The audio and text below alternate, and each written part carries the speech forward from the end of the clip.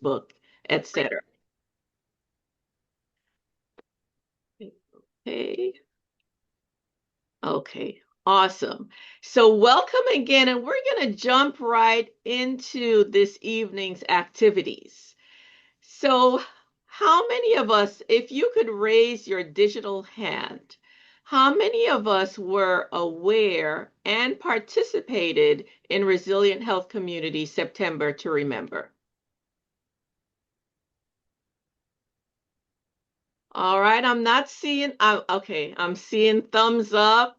You can throw whatever emoji, thumbs up, hearts, anything you want to use. Anything is welcome. Okay. So, some of the things I want to celebrate is the fact that we had 30 individual people who raised their hand and used their voice to spread the word about the importance of brain health. So very appreciative for each individual. We're grateful for each and every brain health nugget that was shared. So useful, so impactful. And the prompts, so powerful. I thought about things I hadn't thought about in years. And that's always good when we're triggering our memory and recall. And then the growth we've had in our community. Last month, about this time, we were praying to get to 100 subscribers. And today, last I checked, we were at 165. So that's over 60% growth in the past 30 days. That's nothing short of amazing in my mind, and I hope you'll agree. So thank you all for sharing our YouTube channel, sharing the information, and we know you're sharing because this work is very personal and it's meaningful and it's impactful on the lives of those we love and care about. They say caring is sharing. So continue to care and continue to share. Okay? You caught me just as I get on a Zoom program. All right. I think we've got somebody who is unmuted. Remember when you come on to please unmute so that everyone can hear what's being shared without interruption. Thank you so much. And it's in our name, but I want to remind us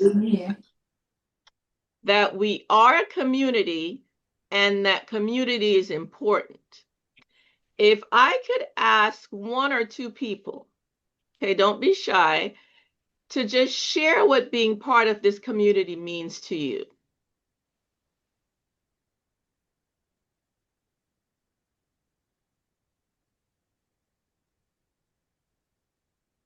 While we wait for someone else to speak up, I have to share mine because it was a busy September to remember, but it was so rewarding in a variety of ways. But one that sticks in my mind is I met persons in my own community because I do this work, because I show up and share tools. And we had a presentation at a church close to where I live, and then a few days later, we're at the in-person group, and there's a face that I think looks familiar, but I don't know the person, right? It's somebody from the presentation who followed us over to what we had declared was already a full class, and that was so touching. She doesn't know, but she brought her skills, came into the class. It was the third week of the class and immediately jumped right in. So I have enjoyed the process. I'm grateful for every nugget every day and also for the expanding community I myself am experiencing. Thank you for sharing that, Rhonda. And I'm still waiting for one of the non-leaders, the non-founders, to share what this community means to you. I tell you why that's important, okay? On a day like today, when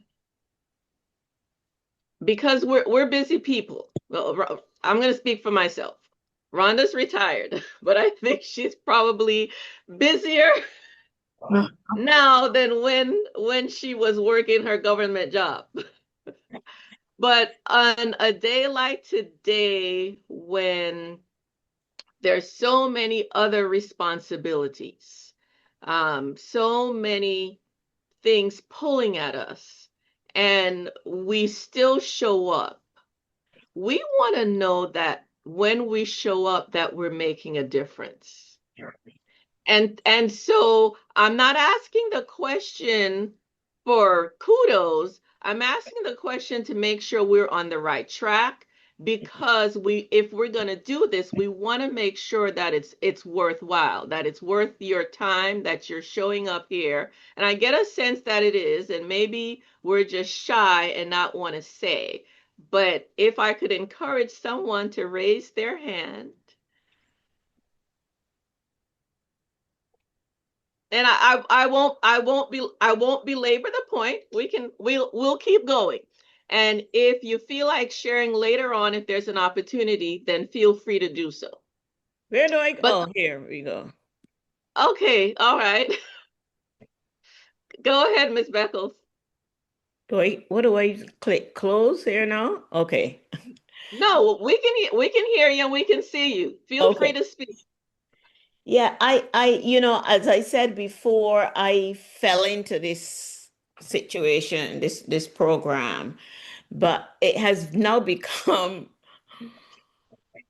a big percentage of my life, which I'm not sure if that is good or bad. That I didn't have a life before, but now, um, this is, I feel like I get up in the morning and I have a purpose to do the things that this program dictates. I'm going to say dictates because I think it's important that we follow all of the things that the program suggests. And I look forward to doing it every day and to share it with my friends all around the United States of America. I don't have a lot of people, local people, but I have folks all over the country. So I really try to encourage them, and some of them are already experiencing, unfortunately, some of the symptoms. So I think it is important that we really continue to do this and to um, spread the word, spread the word, spread the word, spread the word, so that people know what they can do, and they don't have to go down that dark tunnel. So I am very pleased to be part of this program. I'm so thankful to Rhonda. She drags me out to these things, and I'm um she's building my confidence in speaking in front of of an audience, and so there's more growth than just reading, the arithmetic and so on, social skills and so on are increasing, and I appreciate that. I like it. I talk about it all the time to my friends. That is awesome. You see, you said a couple of things that highlights the benefit of being part of a community like this. The last piece you touched on was the personal growth, Yes, yes, right? And I'm yes, so glad to hear that you're experiencing that. The first thing you said was it gives your life greater meaning and purpose. yes, it And does. that is what community does. In addition to fostering that sense of connection and belonging and offering a safe, supportive space. And of course, we know that one of Resilient Health Community's objective is to combat social isolation. Yes. And so the connections help to combat social isolation because when we're socially isolated, our brains are not as stimulated. Absolutely. And that impacts the cognitive decline that some of us are experiencing. Precisely. So so I could not have chosen a better person to share on this. So thank you so much, Miss Judith, for sharing You are about why absolutely this is welcome. You're important. absolutely welcome. Thank you, thank you. All right, so I want some of the others to have an opportunity to share before we get to our prompt. And just to give you a sneak peek at what's coming, I mentioned that we have something special coming in October, but I want us to spend a few minutes looking back at September. And I need your assistance, need some help with that. I mentioned we had 30 people who lent their voices to share our brain health nuggets, to share our memory boosting prompts during the month of September. And that was remarkable. And that's one of the things that made it special. And so I want to know, I know we invited some of those who did recordings for the YouTube channel. I want to know if there's anyone who would like to share why it was meaningful for you to participate. And admittedly, I don't remember all of the folk who shared, but if you were one who volunteered or were voluntold to share, then I'd love to hear why it was meaningful for you to participate in the September to Remember challenge. Albertha, you popped up on my screen. Are you wanting to share?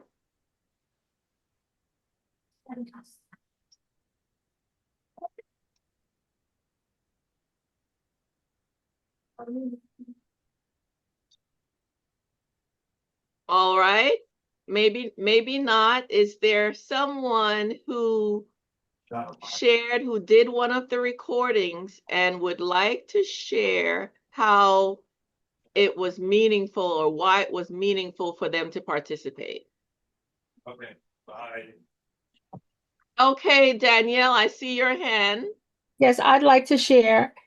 Um, it's been uh, it's been a act of gratitude for me and my family because we have been affected by Alzheimer's. But also, it's been just a wonderful feeling that I was able to, with Rhonda's assistance, and also with Judith and I think Deanne, we went to the People's Community Baptist Church, and we were able to put on a demonstration of what resilient health is about. It was so successful that Rhonda has already been approached to come back next year. And I'm finding from several church members that they have benefited from it and they are also sharing it with their families. So I'm very grateful for this program. Thank you. Awesome. Awesome. Awesome. Thank you for sharing that. Anyone else who recorded a video for the YouTube channel in September who would like to share why it was impactful for them?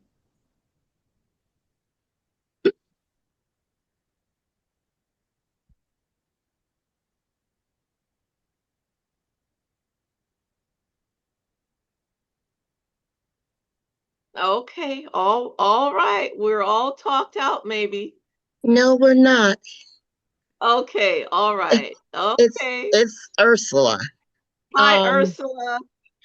I just want to publicly say thank you to Miss Rhonda for making me stop my busy running all over the place to record. Um, it was my way of saying thank you. Thank you for 2.5 years back of having my mom talk before we lost her. And so I'm just very, very grateful to give back. But more importantly, this coming week at our senior center right next to the church. Miss Rhonda is going to help me get a community started there. We've got 30 on the list already for class. And so I'm going to deliver their books courtesy of my pastor on Wednesday. So although I'll be away, Miss Rhonda, and didn't know about having to be away, this is what my boss told me just recently. But I know that the Lord will do great things using you. So just know that you guys will be in my prayer. I am so, so, so proud. Rhonda helped me with a health ministry weekend that turned out to be a total success, more than I could ever have imagined. And the things that you told them, they bought, the amount of seniors who were out on Sunday morning for our walkathon as they begin to embrace their health, we raised over $3,000, which we are going to give back to our food bank. And they, in turn, also want to repeat the walkathon on the last Sunday of the month, as we realize with all the cuts that our communities are going to need us more. So thank you, thank you, thank you again. Couldn't let this opportunity go by without saying thanks. Okay, well, thank you, Ursula, and thank you for lending your voice and your time and your talents to resilient health communities. All right, so one of the things that made September to Remember special was the fact that we shared a brain health nugget every day. And I'm asking for someone to share what brain health nugget was especially impactful for you. Several were shared. Which one meant the most to you? Can I warm up the crowd? Yes, I have please. I have multiple days. But day 20, when Roy Slyn sang, and I have it here, it was Music and Memory. And no, I know she has a beautiful voice, but that was not in the script. She sang Great is Thy Faithfulness.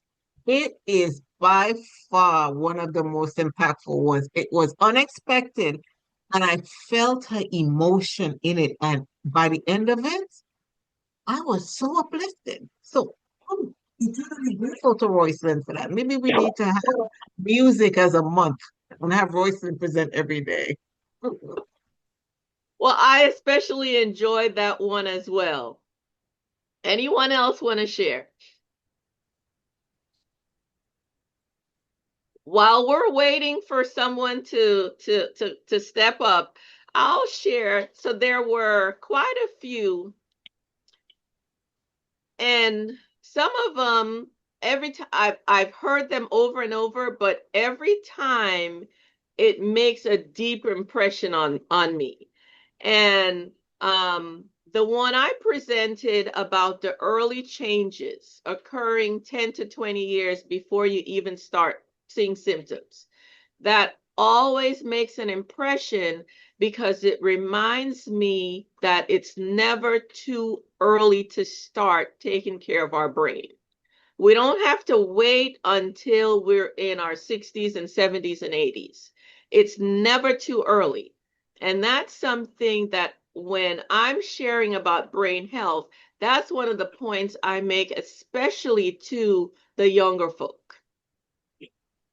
Another one is the knowing your numbers. So we talk about how chronic health conditions impact our brain health, and that's why we need to get these under control. But knowing your blood pressure, knowing your blood sugar, and knowing your cholesterol, these are things that tend to go together because it's a part of metabolic dysfunction in the body. So they just go together. And on top of that, we're seeing more and more correlation with declining brain function when people have high blood pressure, high blood sugar, high blood cholesterol. Okay, so I shared two. Anyone want to share one?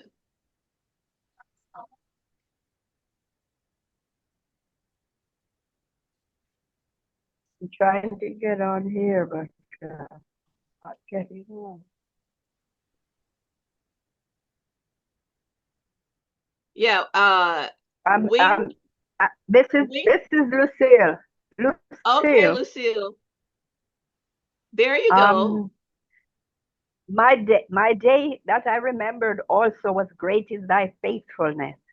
I love this song, and I always tell them, my family, I wanted it to be sung at my funeral, but that's not the best part.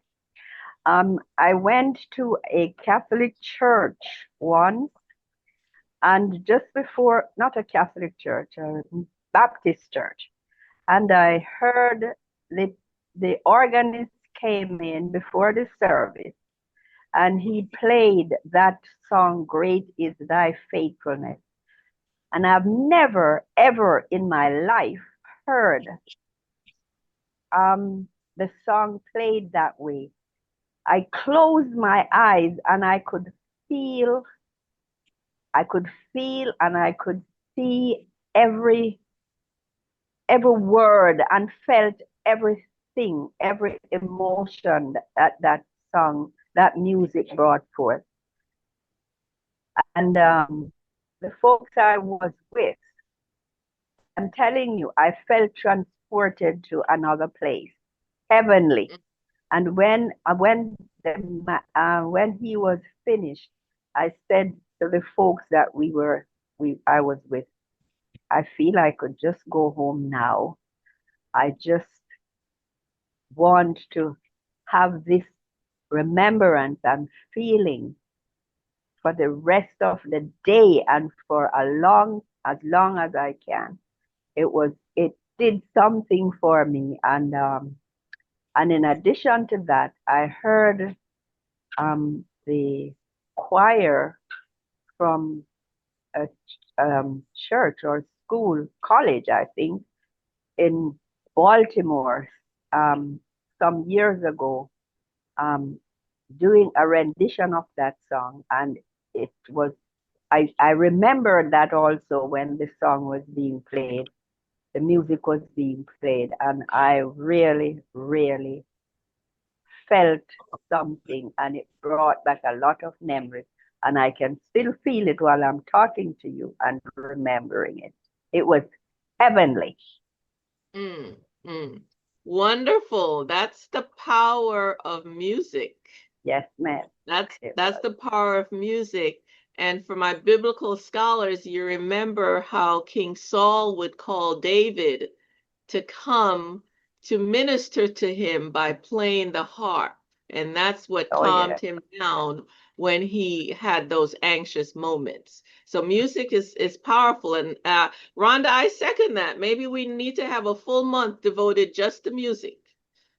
Oh, yeah. I That would I, be I great. think a lot of our community members would appreciate that. Okay, so thank you so much, Lucille, for sharing how impactful that was for you. All right. I told you all I needed feedback, participation. Now, last time we met, we brainstormed on ways to observe World Alzheimer's Day, which was September the 21st. So September was World Alzheimer's Month, but World Alzheimer's Day was September the 21st. And we talked about ways that we could honor that day. And I'm wondering if there's anyone who's willing to share how you observed, how you honored World Alzheimer's Day.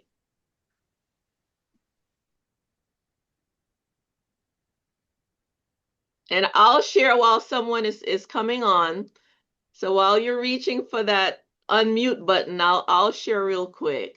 So for the month of September, I participated in two health fairs where I presented information on our brain boost tools.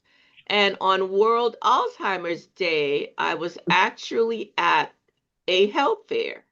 And what struck me was that it was a remembrance that I was speaking to people's pain, so much so that two people came up to me and shared that their loved one, it was a spouse in each case, had recently been diagnosed with Alzheimer's. One shared that their spouse was still in some denial and they were looking for ways that they could help the spouse accept the diagnosis. And so we talked a little bit, and of course, I shared the tools that we've been using and sharing with our community and those we love. So on World Alzheimer's Day, I was actively sharing about things that we can do to protect our brain. Is there anyone who would like to share how you observed World Alzheimer's Day?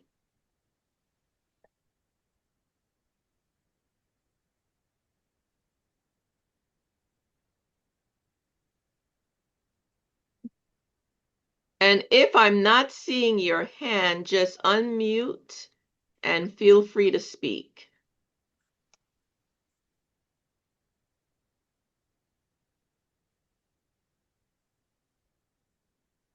Well, Charmaine, I could share. I Go could right share. ahead. The day before World Alzheimer's Day was we had a presentation at a church in Clinton, Maryland.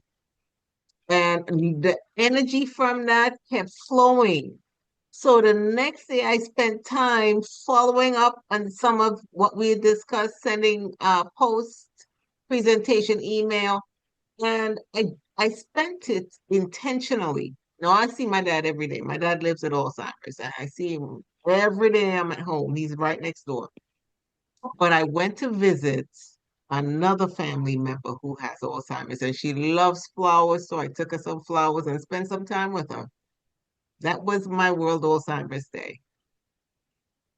That's an awesome way to celebrate and to honor the day and to honor your family members who are living with the disease. Anyone else before we go to our prompt for today? I know that's one of our favorite activities, so I want to make sure we have enough time, and then we'll bring on our special guest. Okay, well, let's jump into the prompt. Toward the end, if you feel inspired to share on one of the things we've talked about, feel free to raise your hand. And if time allows, you can share at that time. So, our journal prompt for today is, and we'll have 5 minutes to do this. Write about one of the happiest days of your life and what it still teaches you. I will repeat. Write about one of the happiest days of your life and what it still teaches you.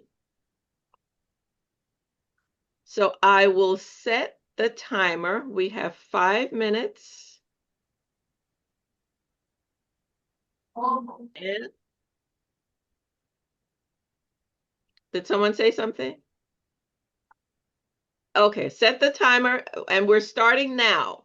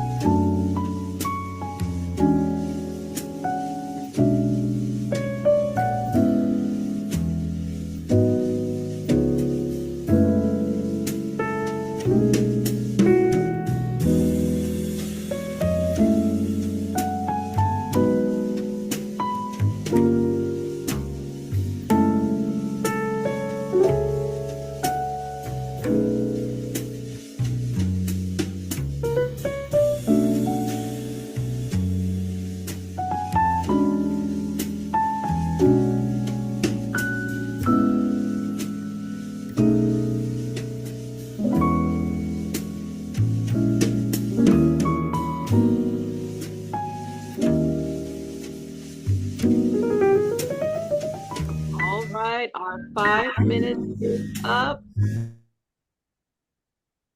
All right, thank you for that music, Rhonda.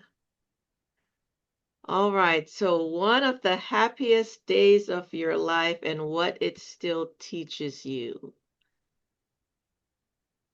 Who will be the first to share?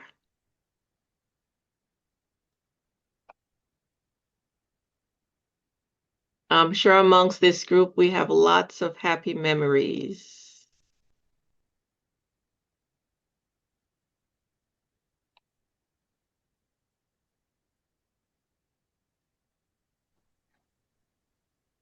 A happy memory that I could remember. Good evening, first of all, everyone. Good evening and welcome. Thank you. A happy moment that I would like to share was when I graduated this year with honors. It has been about 2 years, that I was trying to do my pharmacy technician course, and I just branched out in faith, and I was successful at the end. I went to externship, and they kept me in the job, and that was one of my happiest times that I would have had in my life. It's a great achievement for me. So I'm grateful to God, for putting favor towards my life. Awesome, awesome.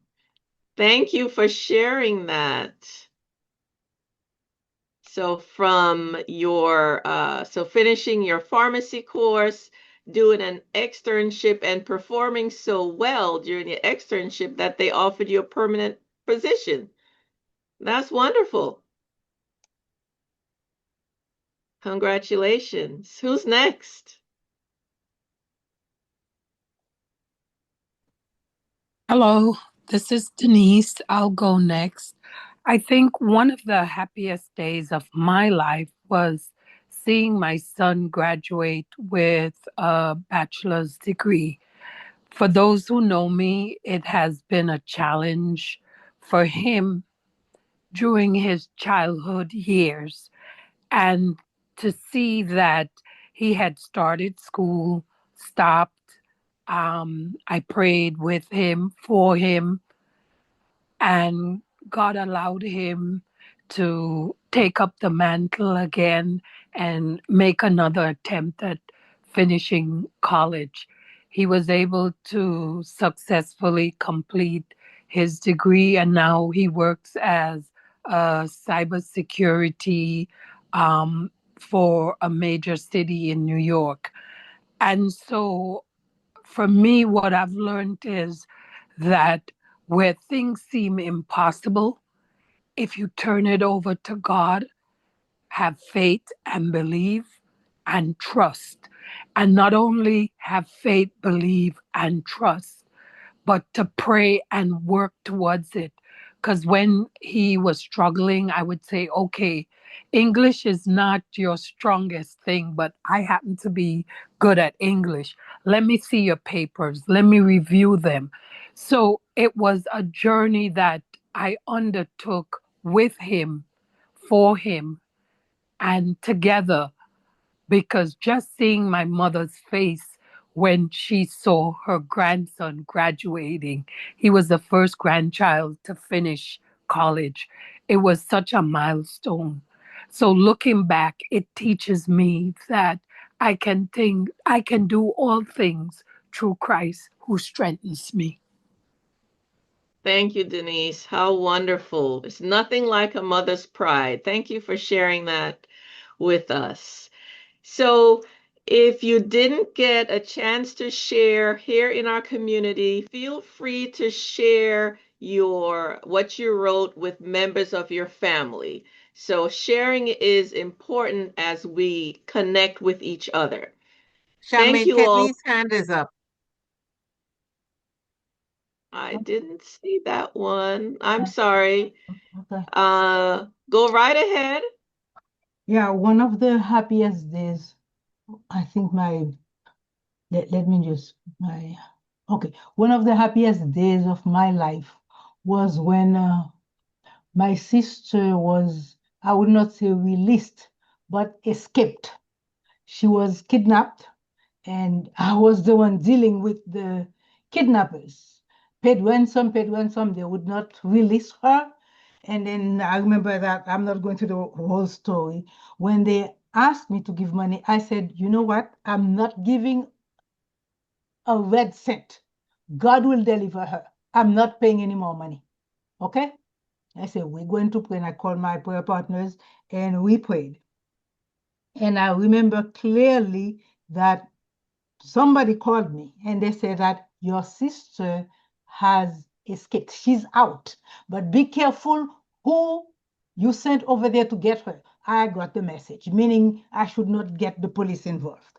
I said, okay. So I called my prayer partners and then we prayed and we read Psalm 124, verse 7.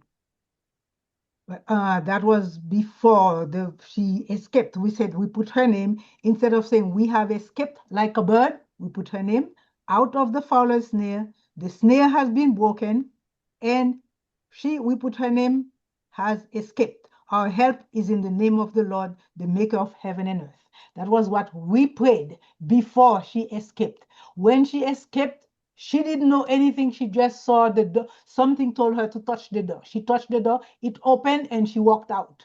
She didn't even know where she was. She kept on asking people, and they let her. So for me, it was such a big thing that I prayed.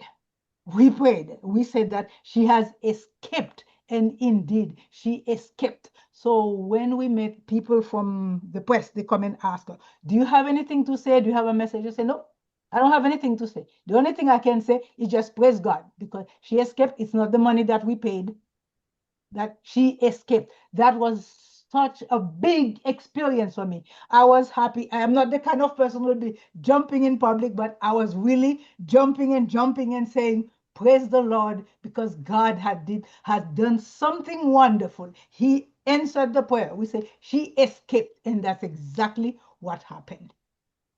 So that was a very joyful day for me.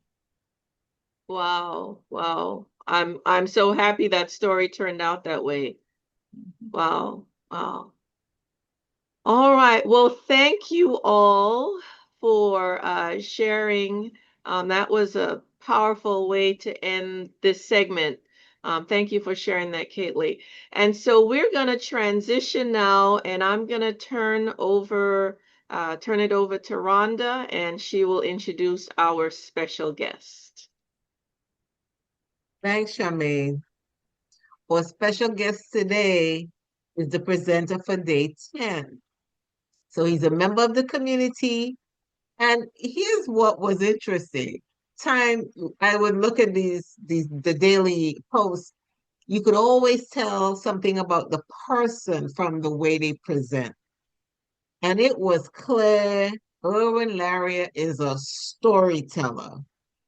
So we're excited to have him join us. And just to give a little bit of background, we're going to allow voices in the community the ability and time to share your expertise with all of us.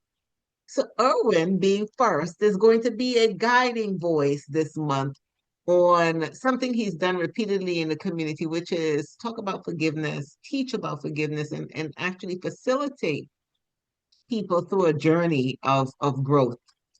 Here's what he is. He is currently an associate pastor in Indiana. He has a bachelor's in biblical, I think it's called biblical and pastoral studies, and his master's is in theology.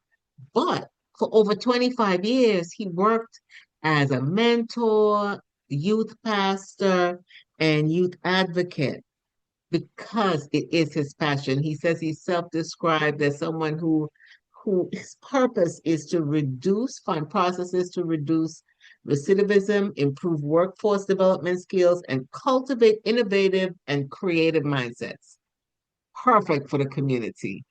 He is born in Barbados, so you'll hear that accent. He spent a couple of decades in the United Kingdom and now lives in Indiana. So join me in welcoming Erwin Laria to share with us and introduce the topic he'll walk us through in October on forgiveness, choosing forgiveness. Erwin.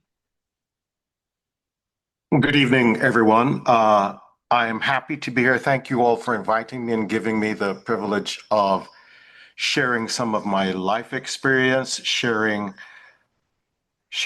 some of the reasons why I do what I do, but most importantly, thank you all for allowing me to engage in this particular community because it's so incredibly important that um, we are at the place where we want to guide and to enable others to be blessed by the things that we have. So I just want to say welcome, welcome, welcome, welcome.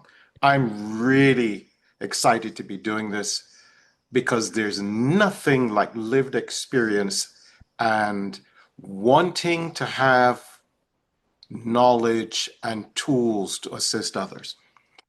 So one of the things we're going to be doing this particular month is talking and doing forgiveness. Now, I want to be clear. There's a difference between talking and doing. But let me start like this. I'll share a quick story with you. She came the first Wednesday night, silent, absorbing each word. By week 2, she sat in front, not to be noticed, but to engage. On week 3, she rose and spoke her truth. I'm a nurse by day. My husband works nights. We live as ships crossing paths. Bodies home, hearts distant. Our children watched us war inside our own walls. She described a Friday morning after applying what she learned in the forgiveness seminar she worked downstairs. Braced for conflict, instead found him at the table waiting in peace. He said, I don't know what you're doing the last 2 weeks. I feel like I'm coming home, not entering a battlefield when I put the key in that door. Mm. He confessed to her after years of these battles that he missed her voice and the warmth of that voice that he knew, that he once knew. They agreed to sit and talk about how they're going to rebuild. By Sunday of that said week, her co-workers noticed something. Her face had changed, it had softened. Her blood pressure, she asked one of her colleagues to take her blood pressure because she was kind of moving quickly. And it had been so high for years. It was now the best she had recorded in the last 5 years. She pledged to keep using forgiveness tools, not to pretend the pain never existed, but to reclaim her mind, her health, her marriage, and incredibly importantly, her children's hope. Now, there's some science behind this story. Forgiveness interventions have been shown to reduce stress and perceived burden. And those reductions in stress mediate improvements in mental health, things like anxiety, depression, and physiological health, i.e., your brain health. Higher levels of forgiveness, and I want to repeat that, higher levels of forgiveness are linked to lower blood pressure, lower cortisol, that most dangerous of stress hormones, because usually when we're stressed or when we're thinking about things that cause us to stress, we are actually lighting a fire in our own brains. It leads to improved sleep and calmer heart rates. I would know. I've been having to do this, and sometimes it feels as if I'll never stop doing it. But I want to share this with you.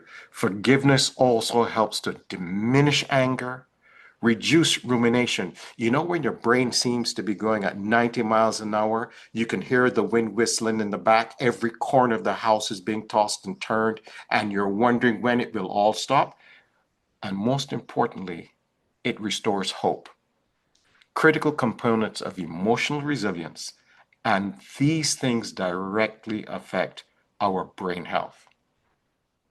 Over time, forgiveness is associated with well being, life satisfaction, and more robust psychosocial health. That is, the ability to get along with others and to even love yourself.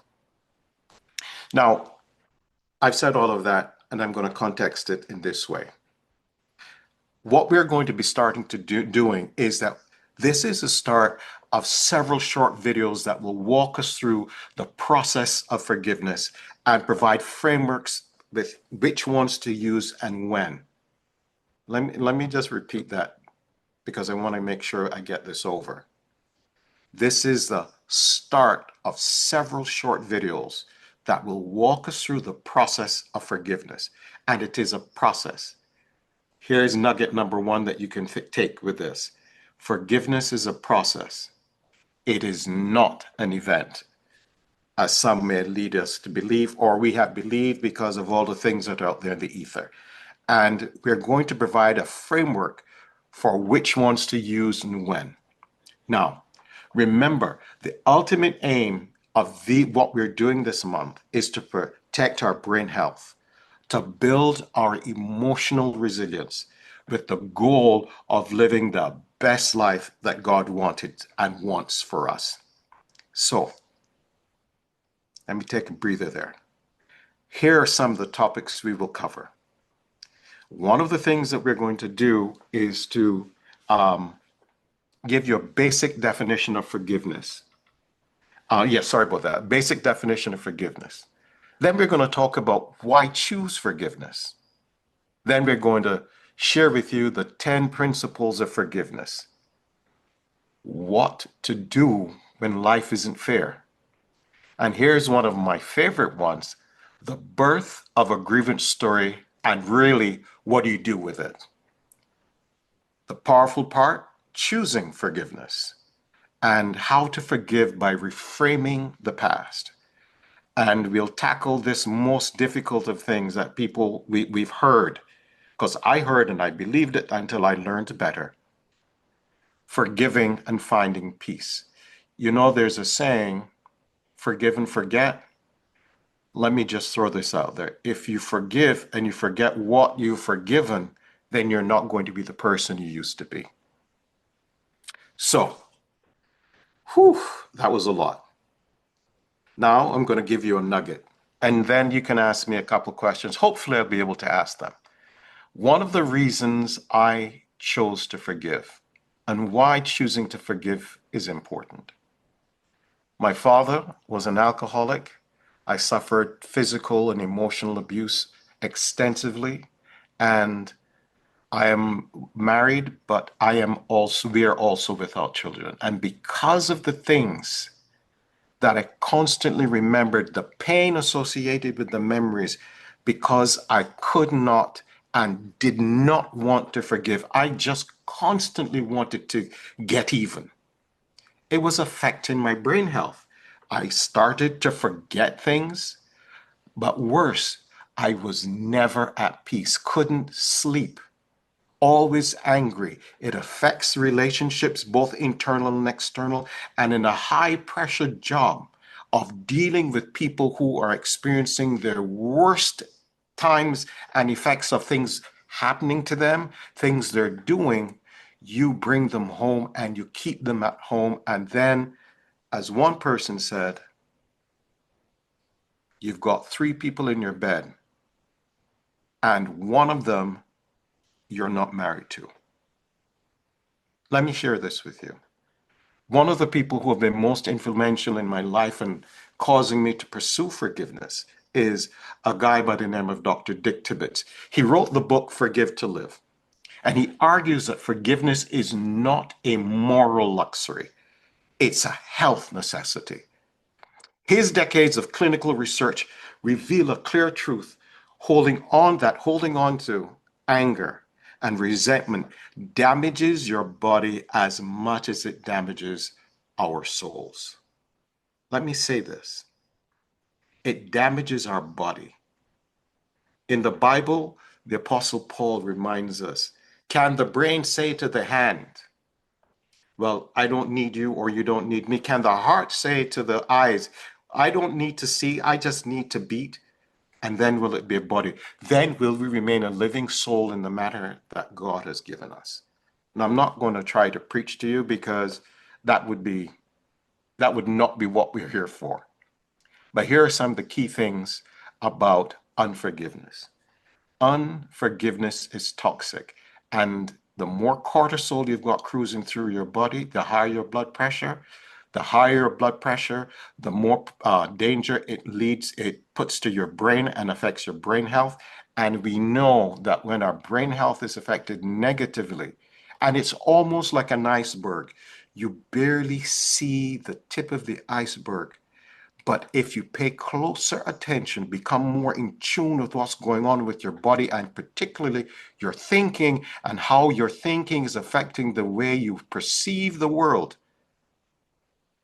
we will not be in a position to allow Alzheimer's or dementia to rob us of the hope of and the joy of knowing God in our lives as well as our loved ones. Unforgiveness is toxic. Chronic resentment keeps the body in a state of stress, elevating blood pressure, heart rate, and cortisol. Over time, this leads to what we're familiar with as hypertension, leading to cardiovascular disease, anxiety, and depression. Let me stop there. Do you know of anyone who's angry, who's constantly angry, and in one moment they're nice, in another moment it's almost you've opened this raging door with a fire burning from inside? That's one of the things unforgiveness can lead to. But forgiveness lowers blood pressure. There were some studies done at Florida Hospital where participants who practiced forgiveness and they did these exercises consistently experienced a significant reduction in blood pressure and often measurable within weeks. Their bodies relaxed as their emotions released. And one of the things and the purposes of what we're focusing on this month is emotional resilience, the ability to shorten the times between emotional stress and emotional recovery and minimizing the things that harm us. Forgiveness restores emotional balance.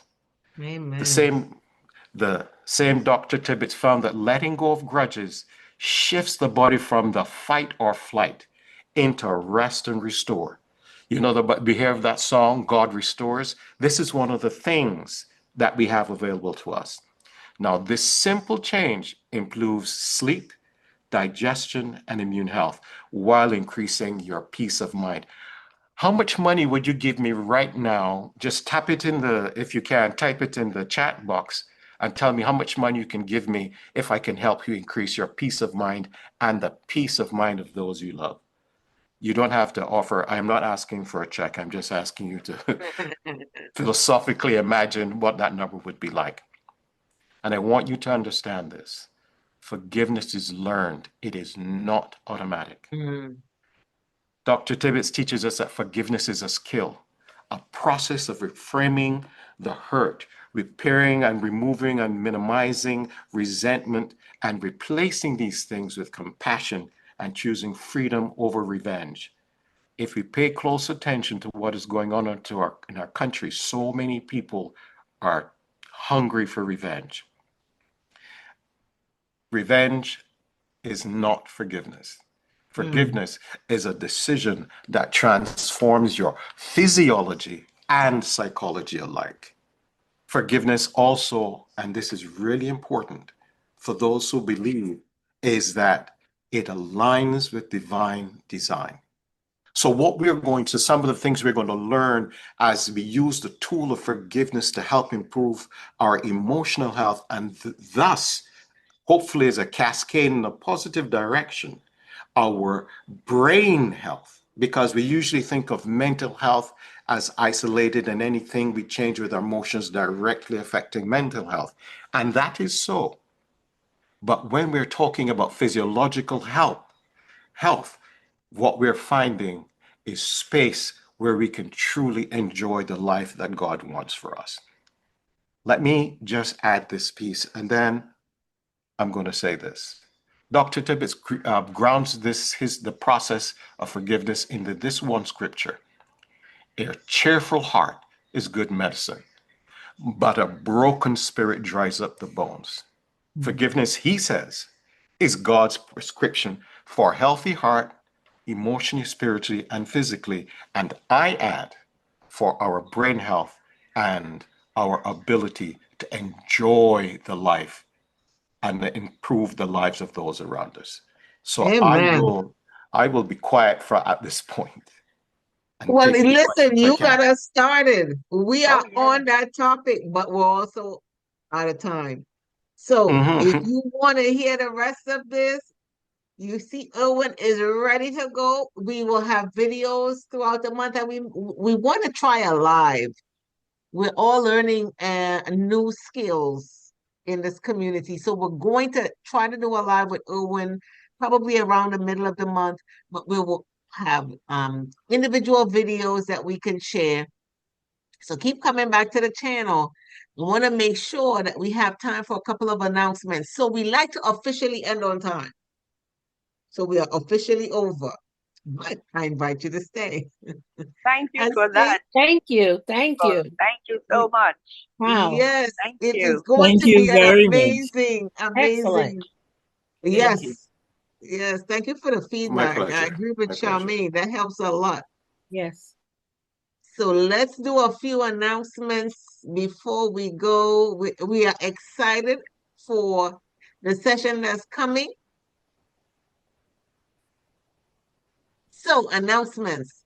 You heard mention of a group that's starting soon in Hyattsville. That's the Chillum Oaks Adventist Apartments. I heard 38 to 30 today, was 28 on Friday. So I'm excited to see it grow. Really can't wait to start on Thursday. And then next week, Wednesday, Charter House in downtown Silver Spring. That group is open. So if you're in the area and interested, you'll see my contact information so you can reach out. And then this week is packed. Active Aging Week tomorrow, briefing or Commission on Aging on Tuesday. So for those of you who are local, looking for some co-facilitators for Tuesday morning.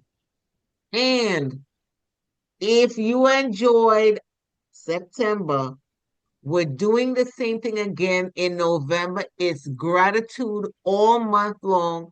So contact me to participate. We have the scripts. They'll be ready by Sunday. You can record on your own or record with me. We're looking for a variety of voices again. I thought September was perfect. We had more men participate. So note that. Reach out if you'd like to participate in recording. We're recording in the next couple of weeks. We're not waiting until November to do it. At East County here in Maryland, there is an information session on Wednesday. And I always share this. The class is full in East County, but if someone wants to come and experience what it's like, you won't understand it until you experience it. I always say I could show you better than I could tell you. So you're welcome to visit. And this is Tomago. We have an amazing partnership with Copper Canyon that has senior programs and doing some of the habits, the brain boost habits. So they meet on the second and fourth Tuesday of the month. And on Thursday, October 23rd, they have a senior ball. Yay, wish I could be there. Mhm. So those are the announcements. I will have them rotating at the end, but thank you all for your time. And if you'd like to, we're staying on for anyone who wants to stay on, especially if you have any specific questions about something we covered tonight, or have a question about what's coming up. The The mic is open. It is your time to share. Matter of fact, I will stop the recording.